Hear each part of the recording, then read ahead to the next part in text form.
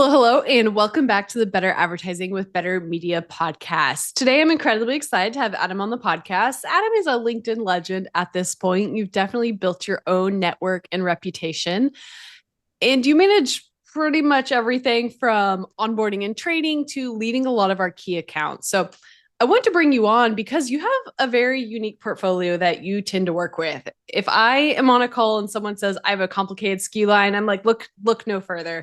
I have the person to chat with.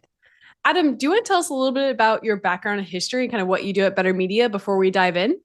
Yeah, great to be here. I know we haven't recorded in a little bit, long time coming though. So glad to be recording another episode with you, Dust.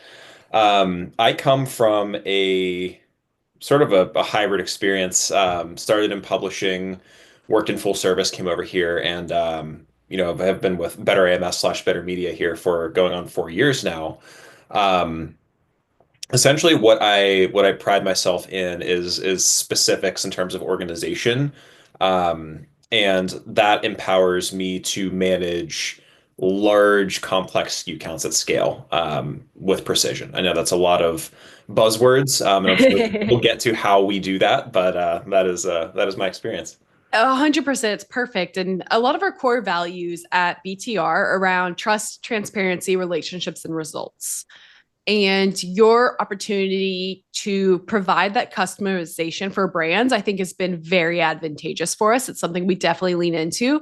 We're a boutique agency for a reason. We want to provide that level of service. It's not a set it and forget it playbook across every account. And I think your book of business has really spoken to that. What at top of mind, do you know what your largest SKU count book of business looks like, or can you throw out an average? I would say let's go top two off the top of my head. Yeah. The one that I have in mind, I believe, is the one that you have in mind. More of a side-by-side ATV OEM parts, and that was, I want to say, between 60 and 70,000 parent or excuse me, child variations included. And then our 60 to 70,000. Just I wanted to reiterate that in case anyone kind of skipped past that portion of the podcast. Yes, 60 to 70,000 fun times. And there are a couple other ones, largely sports apparel. I want to say that's probably closer to 40, 50,000. Yeah.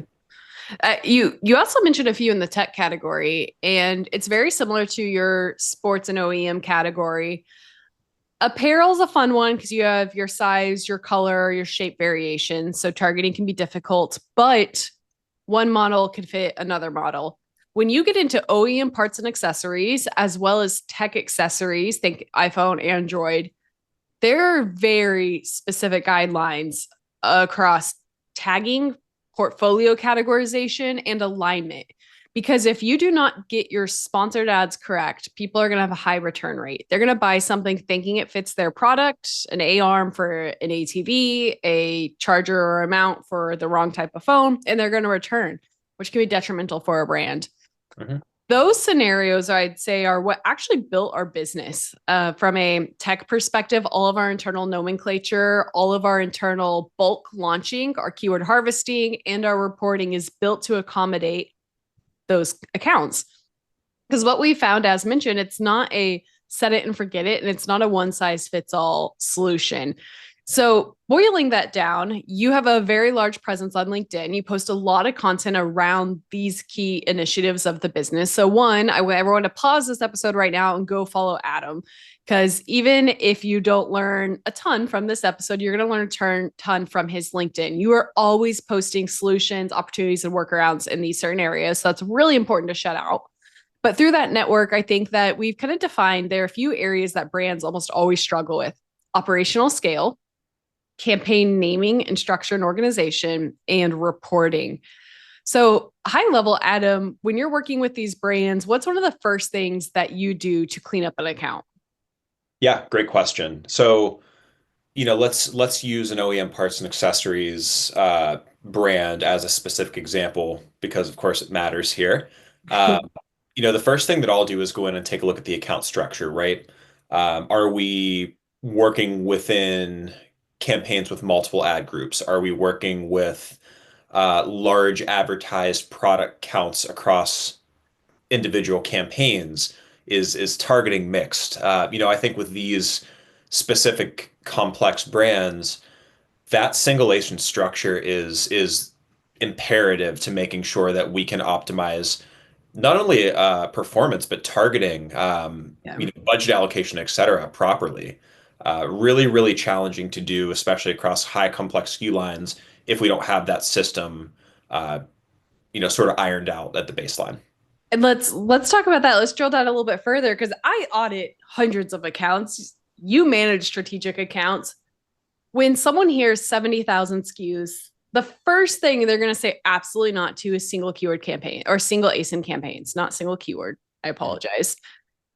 Single ASIN campaigns are difficult to scale because you have to do independent keyword research for every single ASIN within every single campaign. What we see agencies typically do is create a campaign and upload hundreds of ASINs and just let the algorithm do its thing. The problem with that is, as we all know, budget distribution's on the campaign level. So if you have multiple ad groups or multiple SKUs, you have no control over the specific targets and specific ASINs that you are tagging. What Adam's recommending you do is the first thing you should do when you're cleaning up an account is look at that structure and organization and start shifting to a single ASIN structure. The reason for that is really budget allocation and providing so much precision on the keyword harvesting and the keyword targeting side. Do you want to talk a little bit about, okay, we cleaned up the account, we have some of this single SKU structure. How do you manage the keyword research at scale for that many SKUs? Great question. And this is going to depend specifically on the brand itself, right? There are examples where, let's say, an ATV company can give me a fitment guide and say, hey, these parts fit with these specific models. Here's the sizing. Here is the, wheel size, something along those Yeah. lines. If I can have, a document like that at the ASIN level across an entire catalog, I can then, kind of do a couple different things. The first place that I start are seed keywords or baseline keywords, right? What do we refer to the product as? And a lot of times I'll concatenate that along the fitment guide. And we'll string together, 4 or 5, 6 keywords per ASIN. And if you think about how that functions across broad phrase and exact, right? What you're doing is you're isolating your exact match keywords based on fitment, but you're also collecting variation across broad and phrase. Now, couple that with the software that we have at our disposal here at BTR Media, which is essentially, able to go and take converting search terms, recycle them into manual campaigns. That is an ever evolving cycle of continuous targeting ramp up and visibility at the ASIN level, right? It's all about how you manage at scale organizationally from there. That's imperative. That's a fantastic call out. A lot of people actually struggle to harvest their keywords and put them in the appropriate campaigns at scale. A few things that we do to help assist with that process is our single ASIN structure makes it really easy to filter a search term report and say this ASIN drove this sale for this search term. And then we recommend putting it into a new campaign. If you are constantly harvesting keywords and putting them into an existing campaign, one thing you're going to see is your budget doesn't necessarily scale at the level of your additional keywords. So you may have 2 to 3 keywords that are eating up the majority of your budget. Putting new keywords, even if successful, into that same campaign is going to dilute your budget, or it's just not going to collect any impressions because your budget's already funneling towards your top sales driving terms. We have internally built out a software to help with this alignment. It helps align the search terms that we're scraping that are successful and align them with the appropriate products to then launch new campaigns for. But our software is allowed to do that because of our structure and setup. So what Adam's saying is, because he set these things up so appropriately from the beginning, and we focus on things called seed keywords, but also we layer in ranking keywords, where we have the most market share opportunity. We also take all historical data in account. No matter how messy the campaign or ad groups are, we are able to pretty much formulate through a lot of work, which is what Adam excels at, where those search terms should go. So when you have size or things like, again, Android versus iPhone, you're able to usually pull a few of those seed keywords and then manipulate the search term report data to create alignment. And what that allows him to do is then take a huge portfolio, look at your budget distribution. Because we're segmenting things in such a granular fashion, you can say, hey, I have $300,000. Here's how I need to segment it across the portfolio. Because the second question that Adam and I typically get with this is that's too much to manage. I don't want 3 million campaigns. But because of the next level that Adam's going to talk about, which is our campaign nomenclature, we don't have to view the business on an ASIN level. Can you talk about some of the levels that our reporting provides because of our naming and our tagging structure? Yeah, yeah, of course. And this is, in full transparency, one of my favorite subjects to dive into. I have a lot of questions that are pumped through my DMs on LinkedIn, on this specific topic, because it is one of the most important aspects of account management if you're going to manage properly at scale. For this example, I will use that NFL officially licensed apparel, probably my favorite example to bring up. But in this instance, it fits perfectly for a couple different reasons, right? If we think about, you know, one brand that sells NFL apparel, we're talking t-shirts, long sleeve, fleece, which includes crew necks and hoodies, and that's all across men's, women's, and children's, across six different sizes, four different colors, right? And that's across 32 teams. Well, 31 minus the Cowboys because they have their own rights. Uh, Naturally. naturally. We can see, just from that explanation how complex this management can be, right? And how complex the organization can be in the account. Where do I even start in terms of, advertising at the child variation, et cetera, et cetera. If we think about nomenclature here, this is where the importance comes in, right? If we can, work in aspects like a product identifier, what we refer to the parent as, with a variation. Pittsburgh Steelers hoodie, black, extra large, men's, SKU, uh, Yep. ad strategy, targeting type, etc. You can then essentially provide a key, right? Hey, for to bring up performance at the SKU level, type in the SKU. There's all of Yep. your campaigns. So really, you can get creative and organize this any way you want.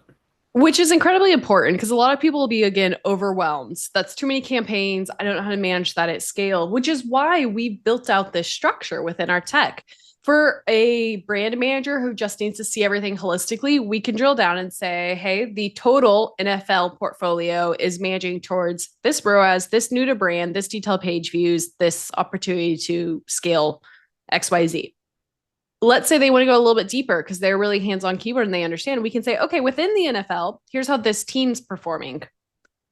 Within that team, this is how this product line's performing. Within that product line, here's how the search terms are performing on the ASIN level. We've provided that visibility to satisfy both needs. The person who's hands-on keyboard and needs ASIN level performance data from a search term perspective, but also the CEO or the brand manager who just needs, the 80,000 foot view. It allows us to go as granular as needed or as broad as needed. And that's, I mentioned the budget distribution perspective. A lot of people come to us, I have this amount of budget. How should I deploy it? We are big fans of the 80/20 method, but we're also really good at what we do. So, what happens when you've perfectly optimized the 20% of your portfolio that's driving 80% of the sales? Well, we're able to then start working down that portfolio list and say, okay, we have that 20% done. Let's start working on the next list. Let's identify opportunities where we're converting better than category. We have the tech. That's probably the biggest thing. Tech in place to make that doable at scale. That's So, really, really important. Adam's not doing all of this by hand. I mean, there were times in the past where he's definitely done this all by hand until we built this out.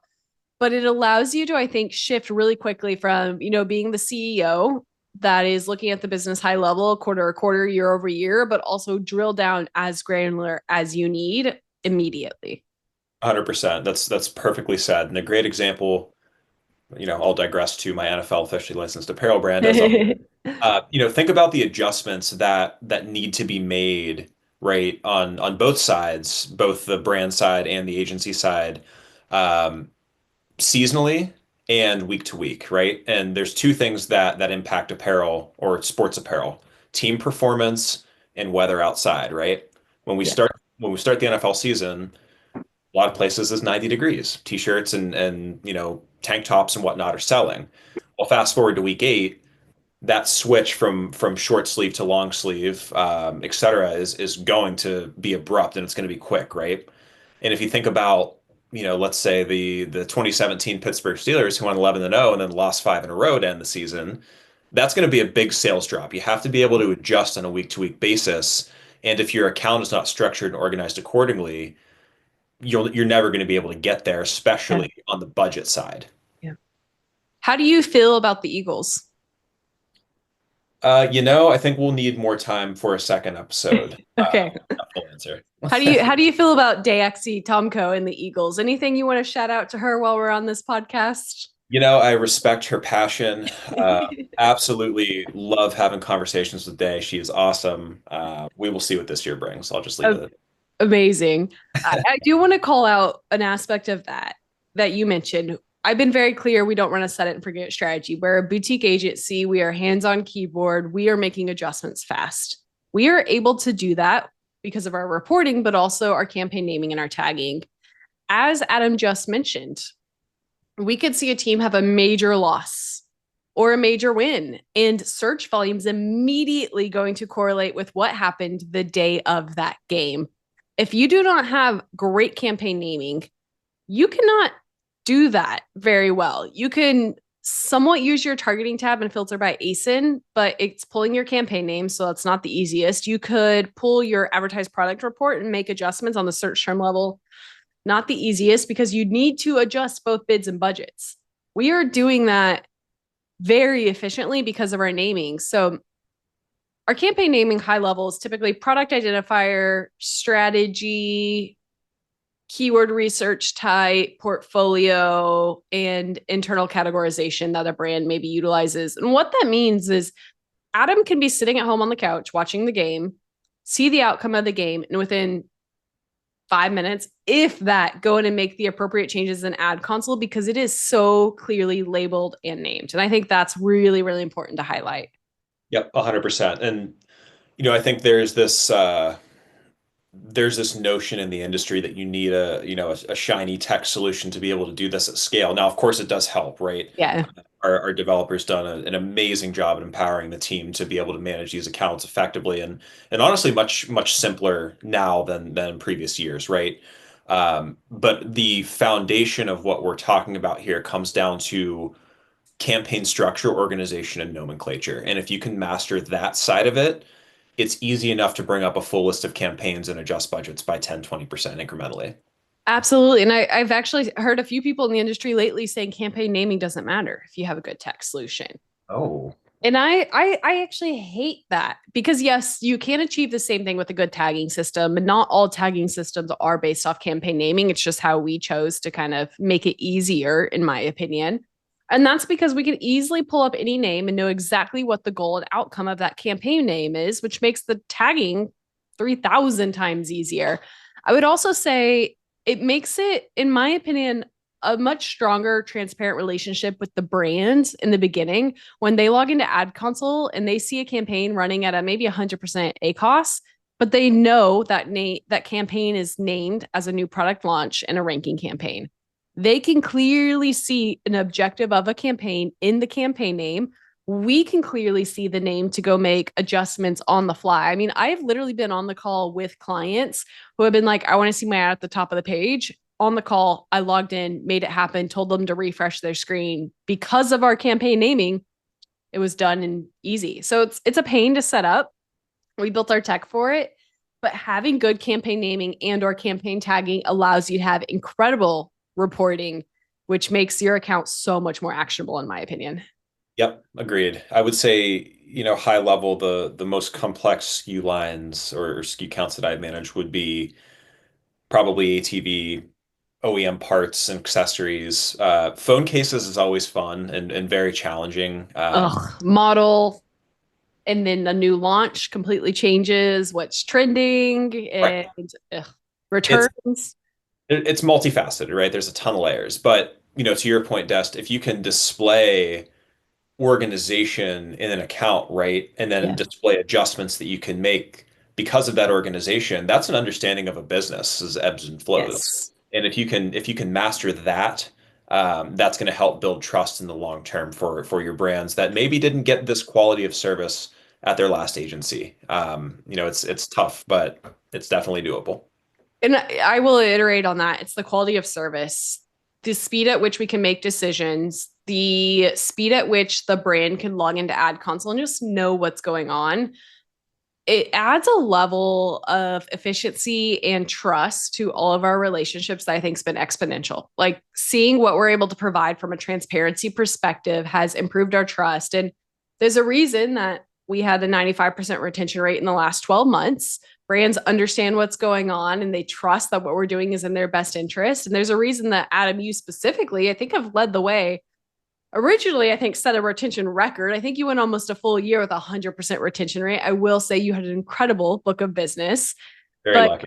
you've set the standard in the space for what's possible. And I think a lot of it is by pushing our tech to be better, pushing our reporting to be better, which you've absolutely done with your complicated clients, but also providing this level of customer service and level of just listening and making adjustments and accommodating our brand's needs that I think has set the bar for the company.